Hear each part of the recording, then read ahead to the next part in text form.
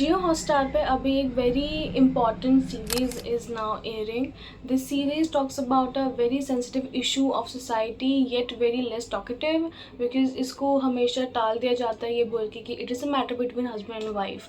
What is the thing consent after marriage. This series really question every single layer of Indian society.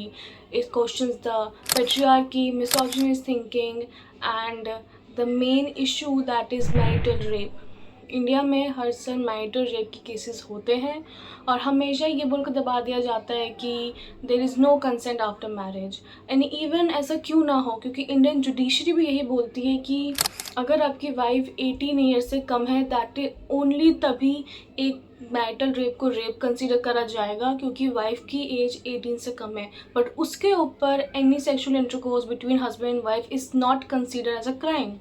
Even protection of women from domestic violence act 2005 के अंदर ये कोशिश की गई थी कैसे न कैसे करके मैरिटल रेप को क्राइम डिक्लेयर कर दिया जाए, बट नहीं, because patriarchy always win, patriarchal thinking always win, and law सिर्फ औरतों का ही होता है. दिस सीरीज ऑल्सो हाईलाइट की एक लड़की जो एक गुड डॉटर इन लॉ बनने के लिए, एक गुड हस्बैंड की वाइफ बनने के लिए, एक सोसाइटी में एक अच्छी लड़की की इमेज के लिए कितना कुछ सहती है एंड इन द एंड खुद को ही हार्म कर लेती है, which is a story of lot of Indian women.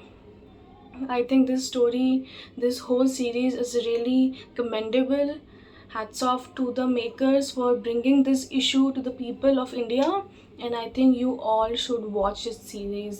It highlights a very important issue. इसके बाद कुछ change आएगा in the thinking of men specially, जो ये सोचते हैं कि women जो है वो उनका possession है, उनका property है कि वो कुछ भी कर सकते हैं उनके साथ.